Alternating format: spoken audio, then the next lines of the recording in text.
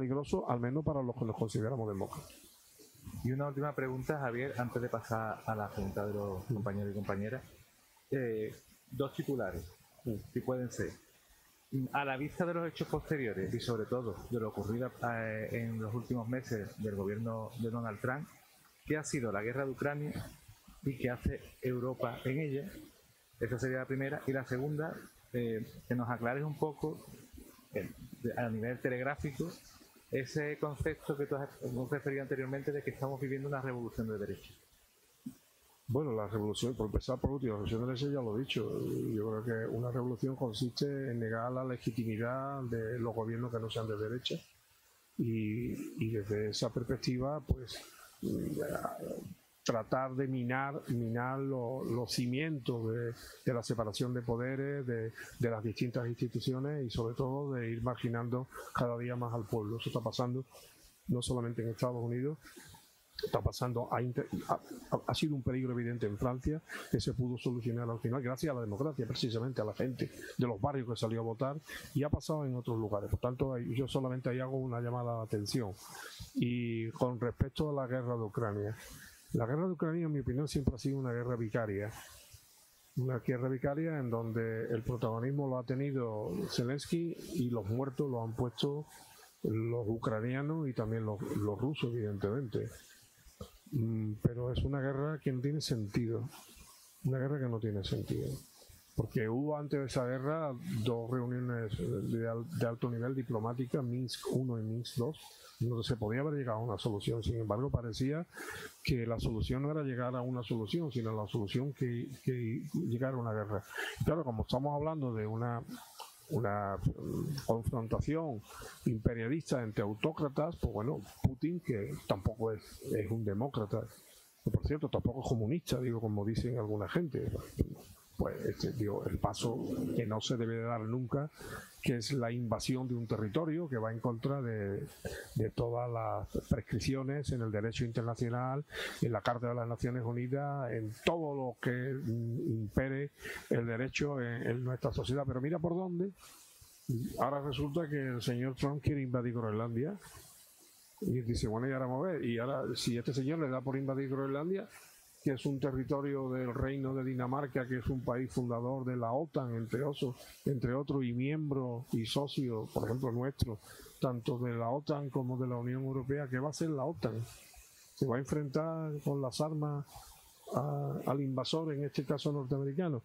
Bueno, yo sigo pensando que es una guerra híbrida, es una gestión mala del reparto de poder en Europa. La Unión Europea ha jugado un papel subsidiario y sin ninguna... A mí me sorprende gratamente las cosas que está diciendo Pep Borrell, que era el alto representante, es decir, el ministro de Asuntos Exteriores pantelano, para entendernos, de la Unión Europea. Las cosas que está diciendo ahora, yo si lo viera le diría, hombre, Pep, pero todo lo que está diciendo ahora, ¿por qué no lo ha hecho cuando estaba de representante en la Unión Europea? Porque evidentemente Europa se ha dejado arrastrar por Estados Unidos en una guerra que va a tener muy mala solución, entre otras, por ejemplo, que se pongan de acuerdo dos autócratas, Putin y Trump. Pero que no se nos olvide otra guerra, porque la guerra de Gaza, la guerra contra Palestina, tiene perfiles dramáticos que ponen en cuestión la democracia, el derecho internacional y la paz, fundamentalmente. Por tanto, que no se nos olvide tampoco eso, porque los protagonistas son prácticamente los mismos.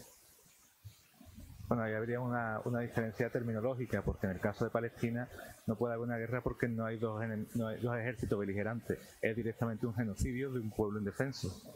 No he querido entrar en el detalle del genocidio, porque podríamos remitirnos a la declaración de Balfour y después a la Carta de las Naciones Unidas y a la resolución de 1948 que creó el Estado de Israel y que ocasionó la Primera Guerra, y desde entonces no han dejado de haber guerras de Israel con todos sus vecinos, y en todas ha tenido ganancias territoriales.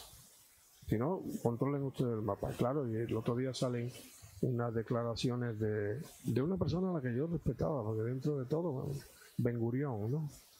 el padre fundador y miembro del Partido Laborista israelí, que ha dicho que no se hagan las declaraciones suyas de aquellos tiempos, en los inicios del Estado de Israel, cuando decía no, victoria, destrucción y exterminio, victoria, destrucción y exterminio, expulsión, tal. Y eso no tiene nada que decir Europa, no tiene nada que decir los líderes de la democracia mundial, en este caso, que eso dicen, ¿no? Que los americanos son los líderes.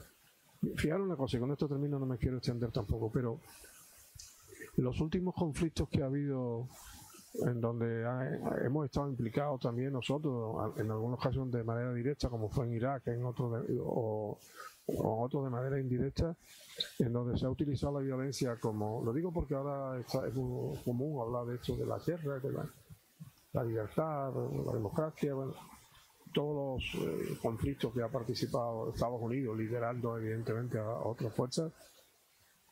¿Dónde hay democracia? ¿De verdad creéis que en Irak hay democracia? ¿De verdad en Yemen, perdón, en Afganistán hay democracia? ¿De verdad que apoyar un golpe de Estado terrorista de los miembros de Al-Qaeda contra un gobierno, evidentemente de otro autócrata como era Hafez al-Assad, bueno, Hafez era el padre, el Assad en Siria? Pues evidentemente, y Occidente ahora no le parece mal que terroristas islámicos den un golpe de Estado. Bueno, hay un orden mundial absolutamente descompuesto en donde es normal que se produzca el desconcierto entre los que somos demócratas. Decimos, bueno, pero ¿esto cómo funciona? ¿Esto de qué va? Por lo mejor va de poder, digo yo. Muchísimas gracias, Javier. Bueno, pues vamos a pasar, si os parece bien, a la parte en la que participáis, que es una parte muy importante y tenéis una oportunidad, en este caso histórica, que es de dialogar con Javier. Así que los compañeros, a quien tenga preguntas, le va a pasar el micrófono